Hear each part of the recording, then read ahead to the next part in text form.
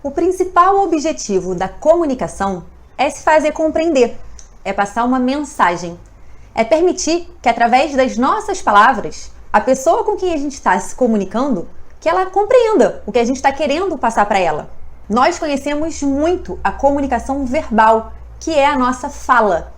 Essa comunicação ela é importantíssima, mas ela não é a única. Existe também a comunicação não verbal, que acontece através da nossa postura, dos nossos gestos, do movimento do nosso corpo, da nossa expressão facial. Nós temos também a comunicação paraverbal, que é a dinâmica da nossa voz, como o tom de voz, as inflexões, o volume, o sotaque, os ritmos que a gente usa. Essa comunicação paraverbal, ela pode mudar completamente o sentido de uma frase. Um exemplo disso são as mulheres, quando estão lá discutindo com seus maridos, vai no futebol, não vai? A mulher vira e fala assim, vai sim. Vai sim é uma afirmação, né? Vai. Mas a gente sabe que o tom, a força que a gente usa naquela voz muda completamente o objetivo daquilo que a gente quer dizer. Naquele momento você está querendo dizer o que pro seu marido? Não vai de jeito nenhum. Se você for, você tá lascado, te aguardo.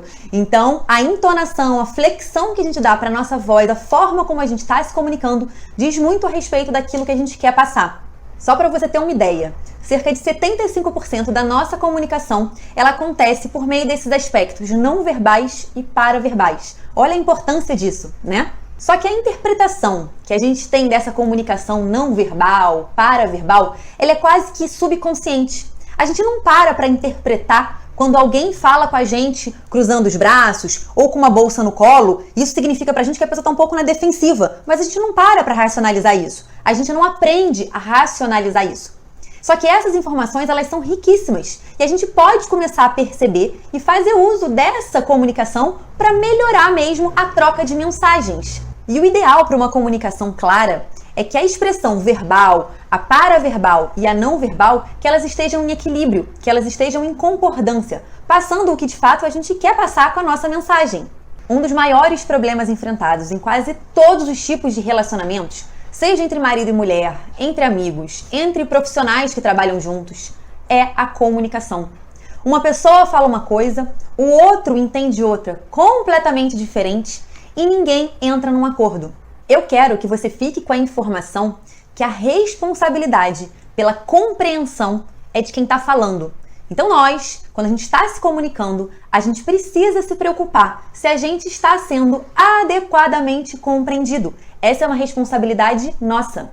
Eu não posso estar aqui dando uma aula despreocupada se você que está aí do outro lado, se você consegue entender o que eu estou querendo dizer ou não. Eu preciso me preocupar com isso. A gente tem sempre que refletir se o que a gente quer passar está sendo de fato passado com a nossa comunicação. Querer é algo bem subjetivo. A objetividade da nossa comunicação, ela está naquilo que a pessoa entende. Se o outro entende errado o que você queria falar, você tem um problema, porque vai valer o que o outro entendeu e não o que você queria dizer com as melhores intenções. E por que você acha que eu estou vindo aqui falar sobre a importância de nos comunicarmos bem? Na rotina do consultório, tudo precisa ficar muito claro para que o paciente entenda e não fique com nenhuma dúvida. Nós médicos, durante a consulta, a gente precisa ser o mais didático possível, explicar e reexplicar quantas vezes for necessário para que o paciente saia da consulta entendendo todas as orientações dadas. Mas a comunicação, ela não é importante somente dentro do consultório frente a frente com o médico. Nós temos uma responsabilidade em todas as etapas de nos fazermos claros. Dito isso, eu vou te passar 8 coisas importantes para você construir uma boa comunicação. Primeira coisa, saiba ouvir.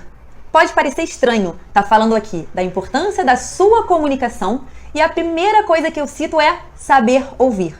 Mas não é estranho, é óbvio. Ouvir o outro durante uma conversa não é só uma questão de educação, de bons modos.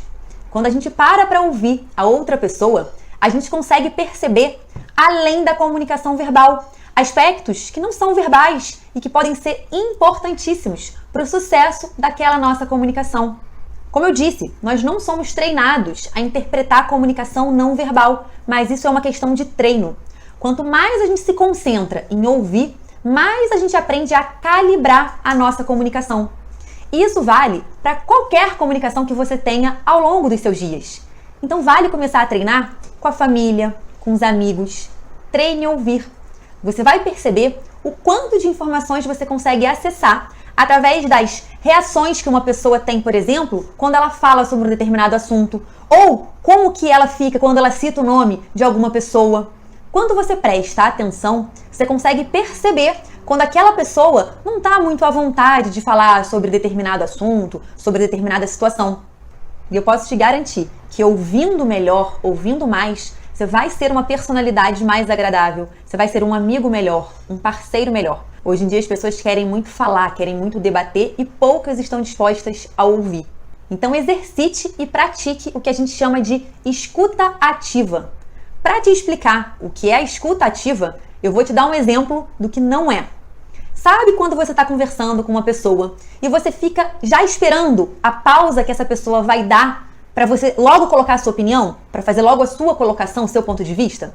Então, se você age assim com frequência, você não tem uma escuta ativa. Então tá na hora de exercitar. A escuta ativa é aquela em que a sua atenção está realmente dedicada ao que a pessoa está te dizendo. E isso envolve deixar de lado o impulso de pensar em respostas antes mesmo que o outro tenha terminado de falar. Com isso, a gente vai para o segundo aspecto. Acabe com o diálogo interno. Sabe aquela vozinha que fica sussurrando com a gente enquanto aquela outra pessoa está falando? Pode ser que agora você tenha aí uma vozinha sussurrando para você alguma coisa.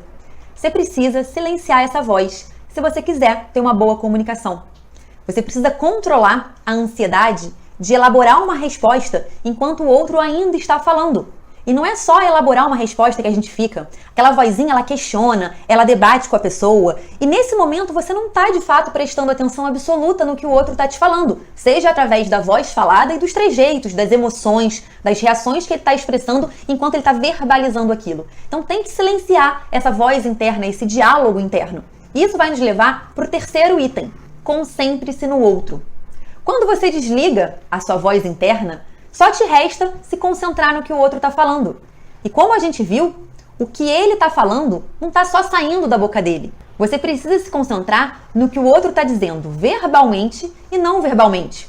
É como se você precisasse ouvir com os olhos, não só ouvir com os ouvidos.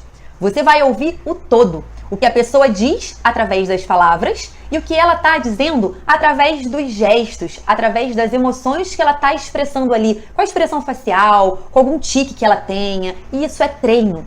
Então, quando você estiver conversando com alguém, tenta não desfocar a atenção para coisas que estão ao redor, outras pessoas, alguns barulhos, sons. Hoje em dia, com a internet na palma da nossa mão, facilmente a gente se distrai. A pessoa está falando uma coisa e você está olhando no celular. Claro que você não vai absorver, não vai captar a essência, muitas vezes, do que aquela pessoa está querendo te dizer. Para você lembrar as exatas palavras que a outra pessoa te disse, é preciso que você evite essa dispersão da sua mente. Você tem que estar realmente atento àquela outra pessoa. E assim a gente vai para o quarto item. Não seja seletivo no que o outro tem a te dizer. Isso quer dizer que você tem que estar presente para tudo que a outra pessoa está te falando. Você não deve focar apenas no que tem relação com a pergunta que você fez ou com o contexto que vocês estão. O paciente ele pode falar de coisas pessoais que para ele são importantíssimas e que a gente pode usar na nossa comunicação para prender a atenção do paciente, para mostrar que ele é importante, que a gente de fato se preocupa com ele. Então não deixa passar nada. A gente vai ter um módulo só sobre vendas, a gente vai ter a oportunidade de falar muito em detalhes isso mais à frente. Mas muitas vezes, durante o processo de vendas com o paciente, o que ele fala é quase nada do que de fato representa aquela situação. Então, muitas vezes, alguma coisa que ele fala ali no meio da conversa, alguma insegurança que o marido tem, alguma questão pessoal que a pessoa está passando, alguma insegurança maior que ela tenha, pode ser, de fato, o argumento que está impedindo que ela faça aquele tratamento, que ela conduza aquela ação. Eu não vou mais a fundo agora sobre vendas, eu só quero que você entenda que saber ouvir, silenciar a voz interna, não ser seletivo, todas essas regras da boa comunicação vão ser fundamentais quando você estiver diante do paciente precisando vender para esse paciente. Vamos para o quinto item. Faça uma pergunta por vez. Claro, você vai precisar de algumas informações dos pacientes, várias informações, né? Principalmente para preencher cadastro. Mas pergunte uma de cada vez, pausadamente. dando tempo para que ele responda, sem que pareça que você está fazendo um interrogatório. É muito desagradável quando o paciente percebe que está sendo ali sabatinado com um monte de perguntas. Um diálogo envolve alguém que pergunta, o outro que responde, pergunta e você responde, e é isso que a gente tem que incentivar, que a gente tem que buscar, esse diálogo mesmo construtivo entre você e o paciente. 6º item, prefira perguntas abertas. Perguntas abertas são aquelas que as respostas são diferentes de sim e não. Perguntar em qual bairro o paciente mora é uma pergunta aberta. Perguntar qual dia da semana ele prefere é uma pergunta aberta. Perguntar se ele pode ser atendido na terça-feira, 4 da tarde, é uma pergunta fechada, porque a resposta é sim ou não. As perguntas fechadas, elas não permitem que a gente conheça um pouco mais sobre aquela outra pessoa, porque a resposta ela fica limitada ao sim e ao não. Já as perguntas abertas, elas permitem que a pessoa fale um pouco mais sobre ela, um pouco mais sobre as suas preferências, sobre os seus gostos. Então, sempre que possível, opte pelas perguntas abertas. Você vai ter muito mais informações sobre o seu paciente, sobre aquele seu cliente, quando você deixa que a pessoa fale um pouco mais. 7º item, dê preferência a frases curtas. Sempre que possível, prefira frases curtinhas. Você vai aumentar as chances do paciente ter atenção ao que você está falando. Se você elabora frases muito extensas, com um monte de perguntas, um monte de coisa, tem grande chance do paciente se perder no meio daquilo tudo e não captar todas as informações que você está passando para ele, todas as coisas importantes, relevantes que tem naquela conversa. 8º e último item, não menos importante, recapitule. Você precisa garantir que você entendeu o que o outro disse e também precisa garantir que a pessoa entendeu o que você falou. A recapitulação, ela evita mal-entendido, que são a base de uma comunicação ruim, precária. No material de apoio, referente a esse módulo 2, você vai ter acesso a uma tabela com a listagem desses 8 itens. Eu gostaria que você avaliasse a sua comunicação atual, dando uma nota de 1 a 10 para cada um desses itens. Isso vai permitir que você identifique quais são os seus pontos fracos e quais são os pontos que precisam ser melhorados. Um bom exercício a fazer é de tempos em tempos você se reavaliar. E aí você vai conseguindo acompanhar como que está o teu processo de evolução, o quanto você tem melhorado a tua comunicação. Uma forma também de saber o quão eficaz é a sua comunicação é o quanto de mal entendidos você se envolve. É comum na sua vida pacientes dizerem que entenderam uma coisa enquanto você tem certeza que quis dizer outra. Também pode avaliar para as suas questões pessoais, com a família, com filhos, com marido e mulher. É comum isso acontecer na sua vida? Porque se for, é importantíssimo que você tenha essa noção e a humildade de entender que o problema pode estar em você. Pode estar faltando alguma clareza, alguma reafirmação, alguma revisão do que foi dito. E é isso que a gente te estimula nessa aula 1. Bora fazer o exercício de casa, lembrando que as aulas aqui não acabam quando eu digo tchau. A aula termina quando você faz a tarefa que a gente propõe para casa, para você estar exercitando, para você de fato estar tirando do papel aquilo que a gente está vindo te falar. Eu gosto sempre de reforçar. Informação, conhecimento sem ação não serve para nada. A gente precisa colocar em prática aquilo que a gente ouve, aquilo que a gente vê, aquilo que faz sentido para as nossas vidas, para que a gente consiga buscar transformação. A transformação ela é uma coisa muito ativa, né? A gente tem que buscar a transformação. A gente está insatisfeito com alguma situação, a gente falou sobre isso no módulo 1, né? O que precisa mudar na sua vida, na sua realidade? Se você identifica que algo precisa ser transformado, você precisa agir. Nós precisamos ser ativos naquela busca, empenhados naquele objetivo.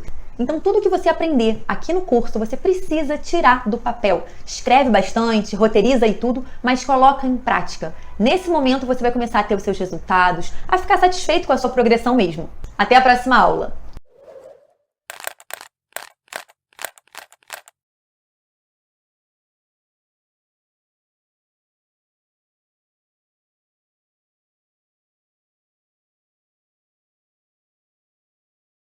Qual que é a importância da gente falar um português bem falado?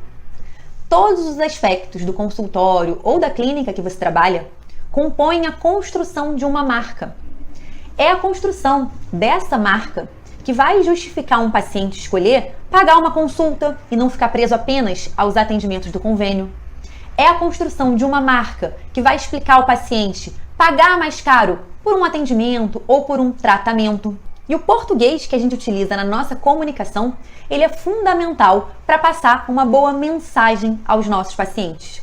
A nossa atenção, ela precisa estar voltada para o português falado e também para o português escrito.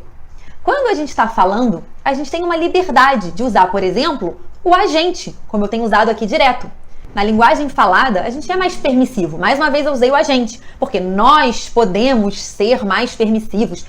Dependendo da comunicação que você quer trazer, você quer ser um pouco mais informal, tá vendo? Você quer ser... A gente fala de uma forma não tão rebuscada na hora que estamos falando. O que a gente não pode, de forma alguma, usar são palavrões, em hipótese alguma, e a gente tem que evitar ao máximo também usar gírias. Tipo assim, enfim, dependendo da região, existem um pacote de gírias muito diferentes. O que a gente recomenda é que você evite ao máximo usar as gírias. Mas como a gente viu durante a fala, a gente é bem mais livre, a gente está mais flexível. Agora, quando a gente está escrevendo, a gente precisa ser extremamente exigente com o nosso português. Quando você se comunica com o paciente através de mensagem de texto pelo Zap, por e-mail, você precisa escrever com um bom português. Você vai ter uma aula nesse módulo sobre criação de respostas padrões. Quando você criar essas respostas, eu recomendo que você coloque a mensagem lá digitada no Word. É uma forma de você verificar se existe alguma correção proposta. Agora, o melhor mesmo é você aprender cada dia um pouquinho mais sobre um bom português e utilizá-lo em todos os momentos da sua vida, não só no trabalho. No material de apoio dessa aula, eu listei os erros mais comumente cometidos. Eu recomendo que você não pule essa parte tão necessária. Você precisa identificar quais erros você comete no seu dia a dia e treinar. Eu sugiro escrevendo uma frase com a forma certa da palavra ou da expressão. Eu sugiro que você volte nesse material algumas vezes para você fixar a forma certa de escrever e de falar o que você vinha errando. A melhor forma de conhecer mais palavras, mais significados, é lendo. Quanto mais você ler, melhor você vai escrever. Tanto em relação à pontuação, concordância verbal, quanto à descoberta mesmo de novas palavras, de novas aplicações para essas palavras. A gente vai ter no curso uma aula bônus sobre livros, sugestões de livros que vão ser úteis para o teu trabalho de secretariado. E eu costumo falar que a nossa comunicação pelo WhatsApp, ela é um pouco emburrecedora. Por quê? Muitas vezes existe um autocorretor, então a gente escreve tudo errado, ele autocorrige certo. Muitas vezes a gente usa palavras muito resumidas, então principalmente PP, mensagem, MSG. Então a gente vai esquecendo a forma de escrita correta. É muito comum a gente colocar no WhatsApp frases soltas, sem pontuação. Na hora que precisa dar uma pontuação, você coloca lá o Enter. Então você não está treinando isso no seu dia a dia. Na verdade, você está esquecendo algo que você aprendeu lá atrás. Então eu recomendo você, profissional que trabalha com secretariado, que você esteja ativamente buscando o bom português. Através da leitura, através da revisão das mensagens que você elabora. Escrever uma mensagem, leia em voz alta. Pare para avaliar se aquilo faz sentido, se aquilo não está cansativo de ler, se aquilo concordou verbalmente ou se aquilo soou estranho. É um exercício de atenção, inclusive, que a gente tem que ter no nosso dia a dia.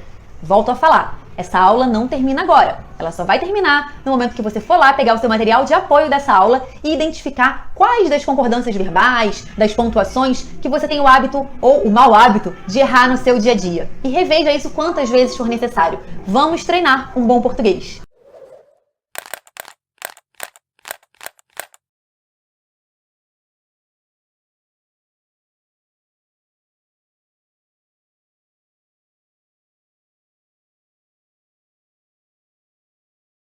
Essa aula é sobre comunicação ao telefone.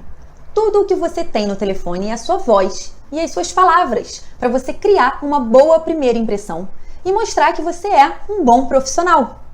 Durante uma ligação telefônica, a forma como você fala muitas vezes é mais importante até do que aquilo que você está dizendo. Por isso, a gente precisa ter muito cuidado e atenção ao atender o telefone.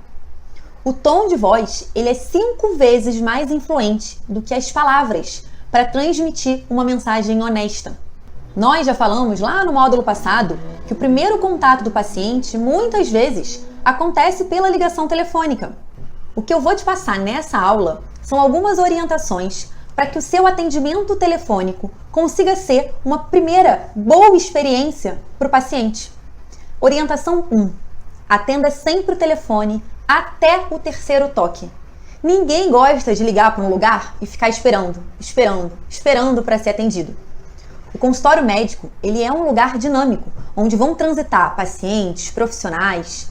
A pessoa que está do outro lado lá da linha, do outro lado do telefone, esperando para ser atendida, ela não pode ficar na dúvida se o consultório está às moscas, vazio, por isso que você está demorando para atender. Ou o contrário disso, né? Que vocês estão tão atarefados que vocês não conseguem dar atenção para o telefone, que é algo tão importante para a dinâmica do consultório. Além disso, um telefone tocando sem parar é muito desagradável, tanto para quem está do outro lado da linha, né? Que pode desistir da ligação, mas é muito desagradável também para quem está lá na sua recepção, esperando e fica ouvindo um telefone que não para de tocar. Traz uma sensação de ansiedade. E isso prejudica muito a experiência agradável que a gente quer que todos os pacientes tenham indo ao nosso consultório. Orientação 2. Sempre atenda o telefone sorrindo. Isso pode até parecer um detalhe, mas é importantíssimo. A pessoa que está do outro lado, ela não está te vendo, ela está só te ouvindo. E o sorriso é uma expressão que a gente consegue transmitir com as nossas palavras. Mas precisa ser um sorriso verdadeiro. Lembra que a gente falou em aulas passadas da importância de equilibrar a nossa comunicação verbal, paraverbal e não verbal? Isso vale para o telefone também. Orientação 3. Mantenha um caderno de anotações do lado do telefone. Nele você vai escrever o nome da pessoa que você está conversando, para que durante a ligação você possa repetir cerca de 3 vezes pelo menos, em momentos diferentes, o nome dessa pessoa. A gente vai falar mais para frente sobre esses detalhes. Nesse momento, como orientação 3, é o caderninho bem do lado do telefone. Orientação 4. Imediatamente, ao atender o telefone, identifique o consultório, em seguida o seu nome, só que da forma mais natural e humanizada possível. Nada de falar correndo. Consultório, doutora Clara Morena, Priscila, bom dia, em que posso te ajudar? Dessa forma, parece que você é um robô, que mecanicamente está respondendo, falando sem pensar, sem emoção. Essa primeira frase, ela precisa ser completamente compreendida e ela precisa ser dita sorrindo, como a gente falou. Bom dia, consultório doutora Clara Morena, sou Priscila, em que posso te ajudar? Outra entonação, outra energia. Coloque entusiasmo na sua fala, coloque energia, coloque amor. Imagine que a pessoa que está do outro lado é alguém importantíssimo para você, que de fato é, né? O nosso paciente, ele é o nosso patrão, ele é o nosso convidado e a gente precisa atendê-lo da melhor forma. Depois dessa recepção, provavelmente a pessoa vai dizer o que ela está buscando e você vai anotar naquele caderninho que você deixou propositalmente ali do lado do telefone coisas chaves. Por exemplo, a pessoa do outro lado da linha, ela está dizendo para você que está entrando em contato para saber se a doutora atende plano de saúde porque ela quer marcar uma consulta para o esposo dela. Enquanto ela está te falando essas informações, você deve anotar plano de saúde, marido. Para quê? Quando ela acabar de falar, você deve, se ela não falou ainda, perguntar o nome dela e embutir na pergunta algumas das palavras-chave que você anotou. Por exemplo, entendi, você gostaria de marcar uma consulta para o seu marido, né? Me informa, por favor, qual o seu nome? Pronto, você já alinhou, você já mostrou para ela que você entendeu o que ela está querendo daquela ligação e embutiu nisso uma pergunta, que para você é importante. Tendo o nome dessa pessoa agora anotadinho, você deve repetir entre 3 vezes no mínimo aí ao longo dessa ligação em diversos momentos diferentes. Eu falei agora há pouco que você precisa falar de forma pausada e compreensível. Isso sempre vai ser válido, a gente tem que garantir que a gente está sendo entendido, né? Só que tem um detalhe, e aí a gente vai para a orientação 5. As pessoas, elas gostam de ouvir na velocidade e na altura que elas mesmas falam. A gente viu isso também em aulas anteriores, mas é sempre bom reforçar algumas coisas que são importantes. Nós devemos aproximar a nossa fala da outra pessoa. Isso não quer dizer imitar. Lembra que a gente já falou? É harmonizar. Isso quer dizer que você vai falar a primeira frase identificando-se, né, como eu falei, da forma mais clara e acolhedora possível. Se ao longo da conversa você percebe que aquela pessoa que está do outro lado da linha, que ela fala um pouco mais alto, você precisa assemelhar isso, sempre num tom de voz um pouco mais baixo para não parecer briga, não parecer discussão. Se ela fala muito devagar, você precisa reduzir a velocidade da sua fala também. Ou se ela fala rápido demais, você precisa dar uma aceleradinha. Lembrando que nem sempre isso vai ser possível, porque a gente não pode correr muito, falar tudo embolado e nos fazer compreender. Que a gente corre esse risco, né? Falando pelo telefone rápido, ninguém entende nada. Essa característica de nos assemelharmos aos outros, como a gente viu no módulo passado, é chamado de rapport. Dessa forma, criar rapport Criar essa harmonia na comunicação, ela demonstra que você se identificou com aquela pessoa e isso traz confiança para o paciente. Ele percebe que ele pode estabelecer um relacionamento com você e que você é sensível a ele. O rapport transmite a ideia que você é capaz de ouvir e valorizar o ponto de vista da outra pessoa. Outras dicas em relação ao rapport. Tente assemelhar as primeiras palavras que o paciente disser. Se o paciente disser bom dia, responda com bom dia, aqui é fulana de tal, secretária da Dr. Toro, como eu posso te ajudar? Assemelhe logo o início. Não faça mais do que uma pergunta de cada vez. E também não tente dizer muita coisa de uma vez só pelo telefone. Lembra, você precisa se certificar em todas as etapas que você foi bem compreendido.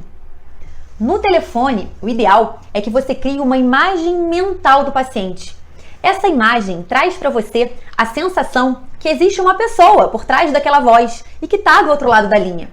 Quando você faz isso, você percebe interesse, diversão, tédio, irritação ou alegria naquela voz e você vai se esforçar para atender a necessidade daquela pessoa. Se aquela pessoa ela te transmite ansiedade na voz, por exemplo, você precisa tentar equilibrar isso com confiança, com tranquilidade. Todas as regras para uma boa comunicação, que a gente viu na aula 1 desse módulo, devem ser usadas no atendimento telefônico. Mas eu vou fazer questão de repetir algumas que são mais importantes. Elimine o diálogo interno em você. Você deve ouvir o paciente e não ouvir a si mesmo. Se concentre no que o paciente está dizendo e como ele está te dizendo. Sempre que precisar fazer perguntas, opte pelas perguntas abertas. Evite, aquelas perguntas que têm como resposta sim e não. Então, ao invés de falar, você pode ir na quarta, 13h? Prefira, qual o melhor dia da semana? Qual o melhor horário para você?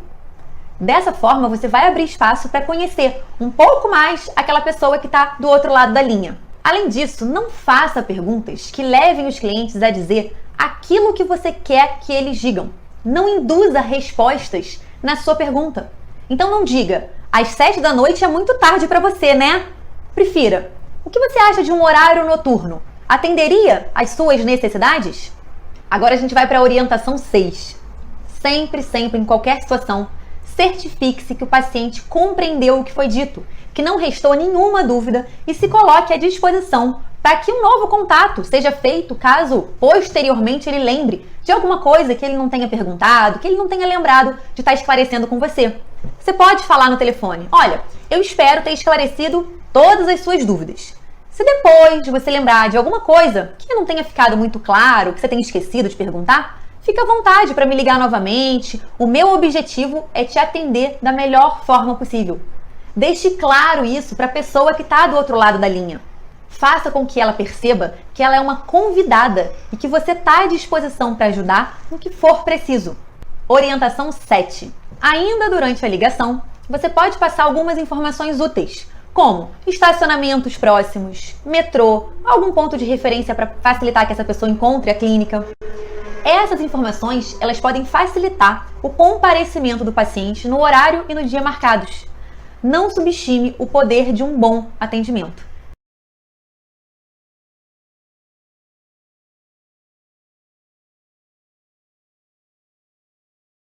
Orientação 8. Se nessa ligação uma consulta for marcada, você deve, antes de terminar a ligação, avisar para a paciente que vai enviar para ela uma mensagem de texto com as informações de data e hora da consulta que acabou de ser combinado. Isso é importante porque pelo telefone, mesmo tendo todo o cuidado do mundo, alguns pacientes acabam confundindo datas e horários. Lembrando que quando você agendar paciente de primeira vez, você vai precisar coletar sempre, pelo menos, nome e telefone desse paciente para contatos futuros. Isso é até óbvio de falar, Agora, se uma consulta não for marcada, você pode pedir para o paciente que deixe também o número de telefone para que ele seja incluído em algum grupo que receba regularmente alguma informação, alguma notícia, alguma dica para manutenção de boa saúde ou sei lá o que mais você, a sua equipe, o seu médico disponibilizam para a lista de contatos. Essa é uma forma de iniciar um relacionamento com um potencial paciente, mas a gente vai falar mais sobre isso no módulo de fidelização de pacientes. Orientação 9.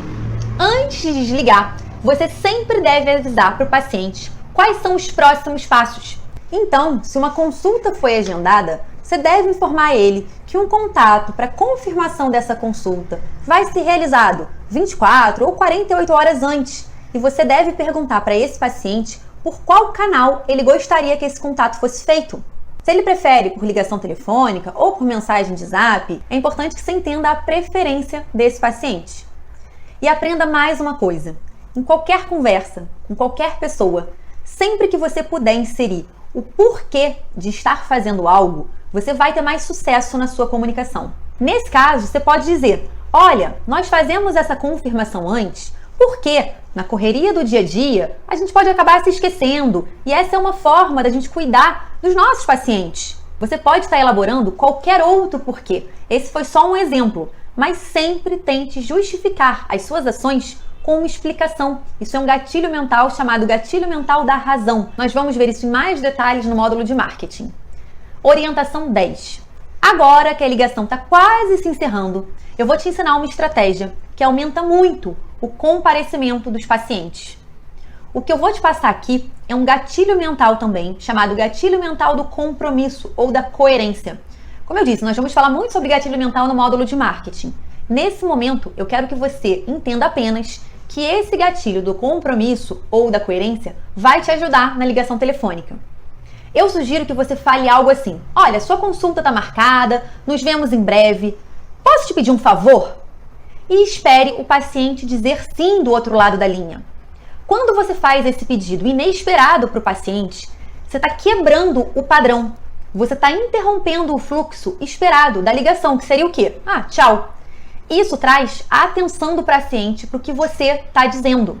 E depois que ele disser sim para o seu pedido, ele confirmou, né? Ele deixou você fazer um pedido, você vai falar com ele: olha, se você tiver algum imprevisto, se você não puder comparecer na consulta, você pode me avisar com o máximo de antecedência para que eu consiga reorganizar a agenda da doutora, do doutor, da melhor forma? E espere ouvir um outro sim. O que o paciente acabou de fazer? Ele assumiu um compromisso racionalmente ao dizer sim para uma pergunta que ele não estava esperando. Isso aumenta o comparecimento dos pacientes, porque eles querem se manter coerentes com o compromisso que eles assumiram na ligação telefônica com você.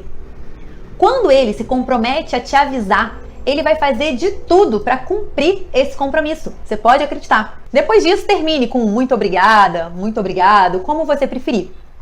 O objetivo é que você, durante esse primeiro contato, que você já consiga mostrar para essa pessoa que está do outro lado que o atendimento da equipe é um atendimento diferenciado. Tem que ser a melhor ligação para agendamento de consulta que essa pessoa tenha tido de experiência na vida. Bom, até aqui eu falei do atendimento telefônico de potenciais pacientes. Mas e quando a ligação vem de um paciente que já é recorrente no consultório, já é um paciente antigo? E aí a gente vai para a orientação 11. Nesse caso, assim que ele falar o nome, se identificar como paciente, você deve rapidamente acessar o prontuário eletrônico para ver a data da última consulta ou alguma outra informação importante. Alguns prontuários eletrônicos, eles permitem que, além das informações básicas, né, idade, endereço, CPF, tem um espaçozinho para você colocar alguma informação extra. Nesse campo, eu oriento que você coloque alguma viagem que o paciente ia fazer, quando o neto ia nascer, ou alguma outra data especial que o paciente tenha te relatado ou você tenha percebido ali na última visita dele. Essas informações podem ser usadas durante a ligação ou na recepção do consultório para trazer familiaridade para o paciente. Agora é a orientação 12. Se essa paciente tiver urgência para marcar uma consulta e você não tiver um horário para oferecer nessa semana como ela quer, você vai dizer algo do tipo: olha, como você sabe, Mariazinha, a gente faz, né, confirmação das consultas 48 horas antes. Então, digamos que hoje seja quarta-feira e você pode falar para ela: olha, eu estou fazendo hoje a confirmação dos pacientes da próxima sexta-feira. E até o final do dia eu volto a falar com você para te dar uma posição, se eu conseguir ou não uma vaga. Aí você pode falar: olha, é muito importante para nós que a gente consiga te atender, te auxiliar. Nessa situação, você vai tentar encontrar um horário aí para a Mariazinha, se ela realmente estiver precisando de uma urgência. Você pode tentar remanejar um paciente que tem flexibilidade de dia e de horário. Se em último caso você não conseguir um horário para a Mariazinha, um horário convencional para ela, antes de ligar dizendo que não conseguiu, informe para o médico, porque ele pode optar por atendê-la depois do último horário, ele pode abrir uma exceção para esse paciente. O importante é que sempre você dê uma satisfação para essa paciente, mesmo que seja uma resposta negativa. Então, digamos que você não conseguiu, de forma nenhuma, um horário, um encaixe para Mariazinha. Você vai ligar e vai dizer: boa tarde, Mariazinha. Olha só, aqui é a Priscila, a secretária, da doutora Clara. A gente se falou um pouquinho mais cedo, você lembra? Então, realmente, na sexta-feira, todos os pacientes confirmaram. Eu tentei, remanejar alguns, mas realmente eu não tive sucesso. Eu vou continuar tentando um horário para você e eu te aviso. Agora tem um detalhe. A gente precisa entender também se é de fato uma urgência ou se foi uma falta de organização da paciente. Uma urgência, ela não vai acontecer sempre, E a gente deve, na medida do possível, ajudar aquele paciente. A gente ganha aquele paciente. Agora, se o contato da paciente é por uma falta de organização, se isso acontece regularmente, ela está sempre precisando aí de um encaixe, de uma consulta urgente de última hora, a gente tem que tomar cuidado também para não mal acostumar os nossos pacientes. Orientação 13. Uma última orientação que eu quero te passar sobre os atendimentos telefônicos. É mais uma forma aí de melhorar a experiência que esse paciente vai ter indo ao consultório de vocês e também aumentar as chances de comparecimento dele. Quando um paciente de primeira vez tiver agendado uma consulta, eu sugiro que você envie para ele um formulário do Google e peça que ele responda. Formulário Google são ferramentas gratuitas que a gente pode utilizar e, nesse caso, vai servir para vocês conhecerem melhor o perfil desse paciente e também para aumentar o comparecimento dele. Quanto mais envolvido ele tiver com vocês, maiores são as chances desse comparecimento no dia e no horário que foram combinados. Agora, se você não faz ideia de como criar esse formulário Google, eu vou te mostrar um tutorial com passo a passo de como você pode fazer e começar a implementar isso hoje. Bom, essa aula foi cheia de detalhes.